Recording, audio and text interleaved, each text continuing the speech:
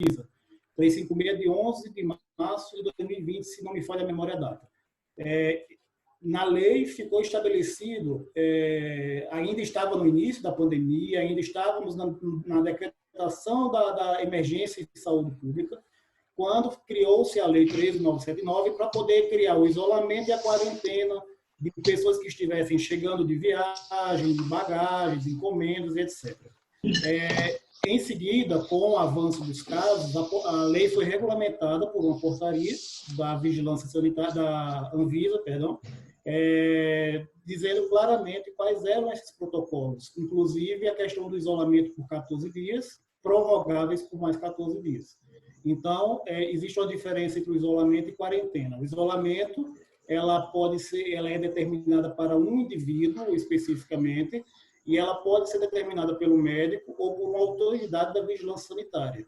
Portanto, se a vigilância sanitária ciente de que um paciente é positivo e está circulando, ele tem o poder, regulamentado por essa portaria da Anvisa, para determinar o isolamento de 14 dias. E a própria legislação fala que esse isolamento deverá ser cumprido preferencialmente no domicílio.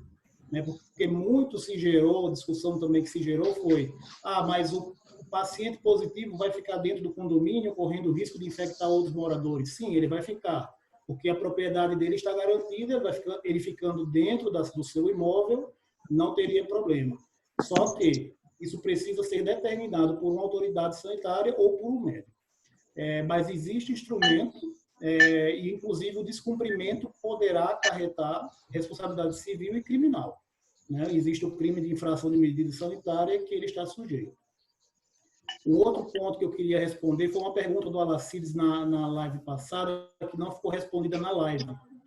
Qual era o poder, onde está escrito que a vigilância sanitária chegar nos condomínios e autuar?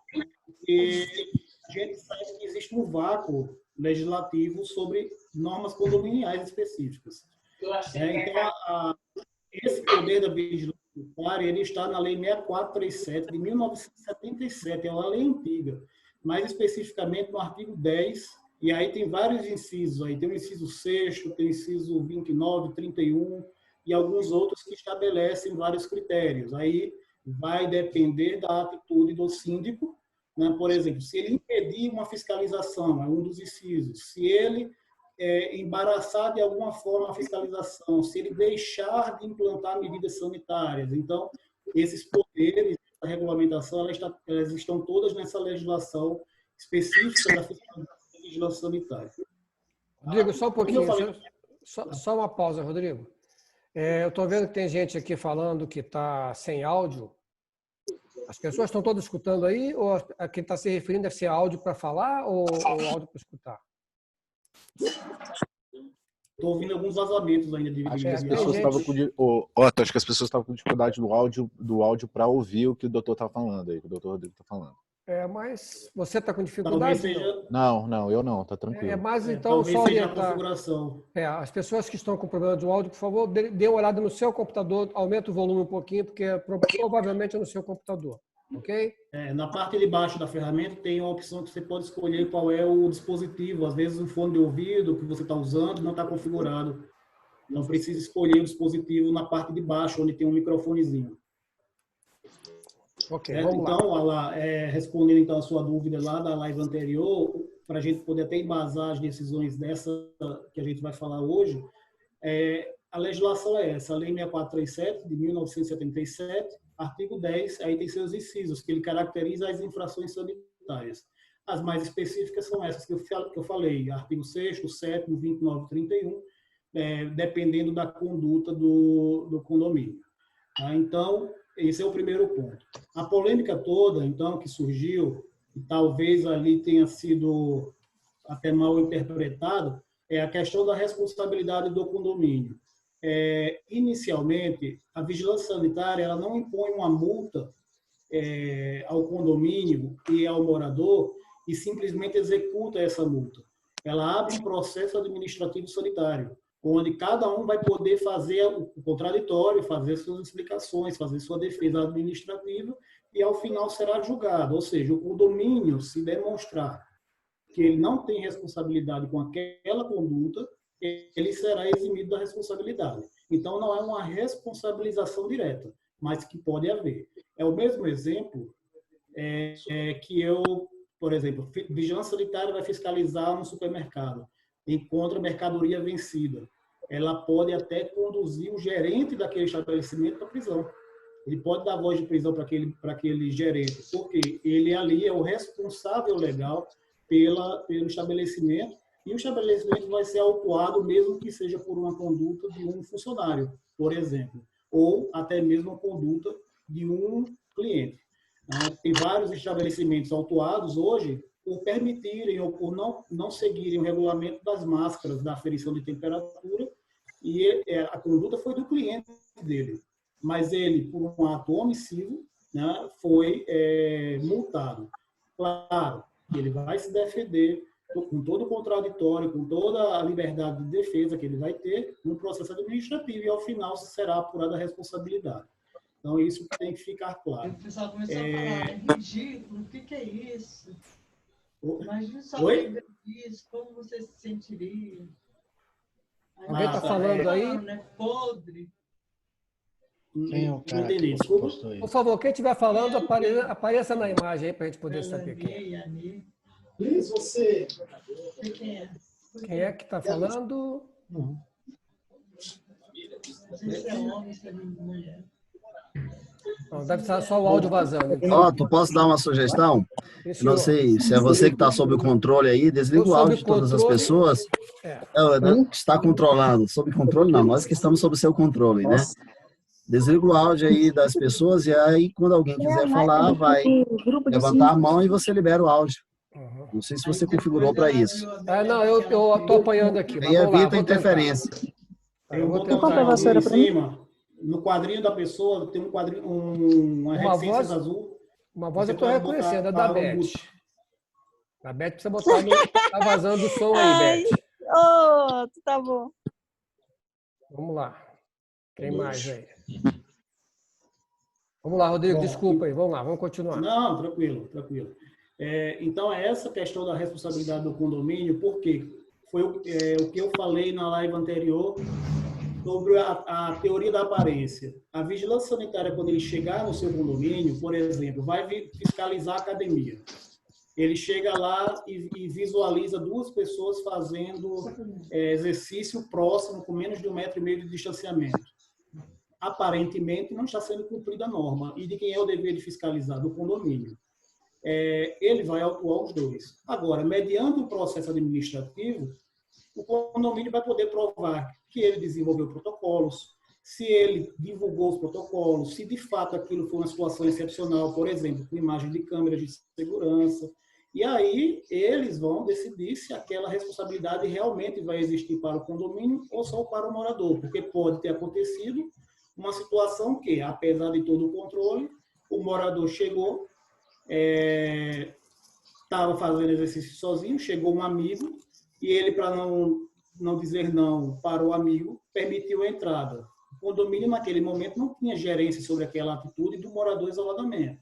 Se isso ficar comprovado, claro que o condomínio não vai ser responsabilizado. Mas, num primeiro momento, sim, ambos vão ser autuados para que se faça a sua defesa. Isso é previsto da legislação, até porque não é só pelo ato, pela ação que você responde, mas também pela omissão. Existem o que a gente chama de atitudes omissivas e comissivas, ou seja, aquilo que eu faço ou deixo de fazer. Então, no momento em que o condomínio não cria protocolos de segurança, não fiscaliza, não higieniza, e a questão da higienização, existe uma lei agora distrital, agora não, né? Já tem um tempo, mas existe uma lei distrital para isso, a 6562. Se ele se omite nesses processos, o condomínio vai ser responsabilizado. E dependendo da situação, até o próprio síndico, por transferência da responsabilidade civil, ou dependendo da conduta dele, até a responsabilidade criminal. Então, é importante ter esse cuidado, porque a vigilância sanitária vai agir muito mediante denúncia, e foi isso que eles deixaram bem claro. E nesse momento agora, o que mais vai haver é denúncia, principalmente com a liberação de áreas, né, que existe essa discussão se pode ou não pode liberar, em razão da ausência de uma posição firme do GDF em relação a condomínios, assim como ele fez com as máscaras lá atrás, que deixou inicialmente no vácuo, quando saiu o primeiro decreto. Depois ele trouxe um decreto específico dizendo condomínios também estão sujeitos. Então, no momento em que ele interferiu nas áreas comuns do condomínio, é que a gente vem entendendo e aplicando, por analogia, todos os decretos que se referem, de alguma forma, com as áreas comuns dos condomínios. Por exemplo, piscina, sauna, churrasqueira e etc., com o decreto que regulamenta a reabertura dos clubes recreativos. Naquele decreto, as academias foram permitidas, por exemplo, desde que sigam todos aqueles protocolos, que tem umas 30 recomendações, o protocolo dele, para a reabertura. Então, a questão que a gente tem que ponderar, vale a pena liberar a área? Vale a pena o risco? Será que eu consigo controlar a minha coletividade? Cada condomínio tem que responder isso por si, porque cada condomínio conhece seus moradores. Então, é complicado você dizer reabre, e aí você sofre uma multa. O morador só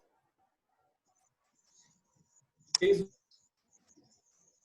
por esse ato de ação que foi tomado. Então, é preciso tomar muito cuidado com esse processo agora de reabertura. Tá? Otto, você quer botar uma sequência ou deixar... Não, eu acho que eu vou deixar fluir mais naturalmente. Eu vou colocar aqui, só tem o Luiz Melo aqui. Luiz, se você quiser entrar em vídeo e áudio aí, fazer a pergunta direto, que aí fica mais fácil. Luiz Isso Melo, é bom que fica mais dinâmico também. Depois eu quero fazer uma pergunta em cima desse tema aí também, tá? Deixa o Luiz, então. Olá, Luiz. É porque, Otto, o que a gente vê é o seguinte, está se falando que o condomínio deveria dar publicidade dos atos do GDF. Mas eu entendo que o próprio cidadão ele tem que também ter o conhecimento das normas, da legislação. Então, como é que você diferencia a questão do protocolo que é específico para o condomínio para os protocolos que são gerais, que eu acho que fica complicado para a gente ficar dizendo para o cidadão, dizer para ele, olha, você tem que cumprir determinada lei. Por que a gente tem que dizer para ele que lei que ele deve cumprir ou não, entendeu? Essa que é o questionamento que estou falando com relação a gente ser obrigado a dizer para ele que ele tem que cumprir a lei. Rodrigo. Bom, tranquilo. Em relação a dizer a ele para cumprir a lei, é mais para resguardar que o condomínio deu publicidade de quais são os protocolos. Por isso que a minha recomendação é que esses protocolos seguissem naquilo que couber o que já foi definido pelo decreto. Por quê? Criar protocolos sem um embasamento técnico de um infectologista, de um profissional da área de saúde, ele também pode te trazer riscos. Então, se o GDF já definiu um protocolo para as academias, por exemplo, pega aquele rol que está lá e naquilo que couber, ou seja, isso eu consigo aplicar na minha academia, consigo. Você aplica e faz uma norma interna do seu condomínio. Por exemplo, vou dar um exemplo nosso aqui. A nossa academia aqui é pequena. Eu não tenho como manter equipamentos 2 metros de distância. Então, eu vou ter que fazer agendamento de uma pessoa por vez. Mas quando eu for higienizar a academia, eu vou ter que higienizar toda ela, independente se eu utilizei ou não equipamento. Você vai me perguntar por quê? Porque quem garante que a pessoa usou só um aparelho? Se eu tenho uma esteira, 2 esteiras, como é que eu vou saber qual que ele usou corretamente, se ele usou? Então, eu preciso fazer a higienização correta. Dentro do protocolo das academias especificamente, eu tenho lá que eu tenho que fechar 2 vezes ao dia, durante acho que 30 minutos, para poder fazer uma higienização geral. Imagina isso dentro da sua academia, dentro do condomínio. Então, cada condomínio vai ter a sua particularidade. O ideal é que se comece por aquele protocolo e vai vendo o que é que eu consigo fazer. Eu consigo manter o distanciamento, eu tenho academias que são enormes, tenho 3 esteiras, ok, então eu isolo 1 ou 2 esteiras, ou ponho mais distante, tem a higienização de pisos, maçanetas, tudo isso que vai precisar ser feito. E mais importante, se o espaço está aberto e se a higienização é feita, evidencie. Evidencie de que forma? planilhas de controle, igual deve estar sendo feito hoje no condomínio, questão de temperatura de funcionário, faz com limpeza de cada área que você reabrir. Porque se a vigilância sanitária chegar, você evidencia, olha, está aqui a planilha de controle, a última higienização foi feita a tal hora, por tal colaborador. Se tiver uma omissão, você vai conseguir saber se o colaborador falhou, se a empresa falhou. Então, isso você tem que ter controle. Essa questão de dar divulgação, ninguém pode dizer que desconhecia de uma norma, né? Essa legislação é muito clara. Então, respondendo à questão do Luiz Melo. No entanto, resguardem-se, porque vocês é que estão à frente da administração do condomínio. E na hora que houver um processo administrativo, ou que tiver que explicar para uma assembleia que houve uma multa, porque o morador ele tem que conhecer das leis. Ok, ele tem que conhecer das leis, mas você tem que criar os seus protocolos internos. E aí o seu protocolo interno é a sua lei interna. Tá? Então tem que tomar esse cuidado aí para não tentar tirar de si a sua responsabilidade e acabar atraindo mais responsabilidade. Ok. Fala, já vai rapidamente, já está dando aviso? 10 minutos? 10 minutos. Pessoal, então se acontecer de a gente parar, eu vou reativar, tá? A reunião, tá? Então eu faço nova chamada, ok? Alacide, se você queria fazer uma pergunta, vai lá. Doutor Rodrigo, às vezes nós temos a situação de ter um casal na unidade e eles querem descer para malhar juntos. Pode ocorrer, ainda não ocorreu aqui. Na mesma unidade, você acredita que a vigilância sanitária vai criar algum empecilho? Sendo um casal da mesma unidade? O nosso caso aqui, a academia é mínima também, muito pequena. É impossível, é só uma pessoa por vez. Entendeu? Essa é a minha pergunta. Não, eu não acredito que eles vão criar dificuldade, porque existe um conceito que tenha sido adotado na área médica chamado bolha de convivência, que são as pessoas que convivem com você no mesmo ambiente. Então, se eles já são da mesma residência, um casal, pai e filho, enfim, pessoas que residem no mesmo ambiente, eles fazem parte dessa bolha de convivência. Então, não vejo problemas, desde que isso seja justificado, claro. Se chegar um fiscal tiverem 2 pessoas em seu protocolo, não previa ter 2 pessoas ali, você explica, não, eles são 2 pessoas, mas é um casal, é pai e filha da mesma família e residem no mesmo lugar. Não adianta ser o pai que mora no apartamento vizinho com o filho do outro apartamento. Pessoas da mesma unidade, não vejo problema e não vejo que eles vão criar dificuldade em relação a isso. Badu, acho que você estava querendo fazer uma pergunta. Não, era a mesma, o Alá colocou bem aí, que era a questão da necessidade de distanciamento. Por exemplo, aqui a gente está abrindo academia de hora em hora para pessoas da mesma unidade, para a mesma unidade. Eu abro aqui 1 hora, a mesma unidade vai lá, desce. Então, assim, eu acho que isso exclui a questão do distanciamento, né? Porque se eu estou abrindo para a mesma família, para ela descer e fazer a atividade física dentro daquela hora, e vai estar só as mesmas pessoas da mesma família, dentro da linha do que o Alá falou e do que o Rodrigo também já respondeu, acho que exclui, né, a questão do distanciamento ali dentro da academia, né? Até mesmo que a academia seja pequena ou grande, né? É basicamente isso, né, Rodrigo? Exato. Dentro da mesma unidade eu não vejo maiores problemas em razão disso, tá? Porque realmente não tem como... Enfim, se eles tiverem que infectar alguém, eles já estão infectados entre eles, né? Então, essa questão do distanciamento, em razão da bolha de convivência, eu não vejo maiores problemas. A única questão que você tem que talvez rever, aí não é uma questão jurídica, é mais uma questão sanitária, é se o tempo que você está liberando de 1 hora é o ideal, né? Eu lembro que a doutora, não sei se foi a Ana ou Maria de Luz, na live passada, falou da questão da máscara que fica suada, da perda da eficiência das máscaras com o tempo. Então, tem que avaliar isso aí da questão sanitária, não na questão jurídica. Tá? Mas é só uma recomendação e manter um intervalo, né, entre um agendamento e outro que seja o suficiente para que você faça uma higienização completa da sua academia. Tá? Porque se você marca, por exemplo, 8 às 9, às 9 outro já entra, você não consegue fazer uma higienização. E não recomendo, em hipótese alguma, que se transfira essa higienização ao morador. Tá? É o seu colaborador que tem que ir lá fazer toda a desinfecção do ambiente antes de liberar para o próximo. Mas o morador ele quer passar o álcool dele, ok. Ótimo para ele e que faça antes, por segurança, e que faça depois por uma questão, como foi colocado pela doutora Ana, de altruísmo. Ou seja, de respeito ao próximo, ele higienizou aquele aparelho que ele utilizou, mas isso não isenta que o condomínio faça a sua parte também. Só complementando, Otto, rapidinho, mas assim, o decreto que determina aquela questão da limpeza a cada 2 horas, ele trata essa questão da limpeza a cada 2 horas, correto? A limpeza das áreas, de corrimões, de áreas externas, internas, etc., dentro do condomínio. Dentro dessa linha, a gente abre 1 hora, fecha durante 10 minutos e abre e reabre novamente durante 1 hora. E aí fecha durante 30 minutos. É dessa forma que a gente está seguindo aqui. Mas o decreto ele fala dessa questão de 2 e 2 horas.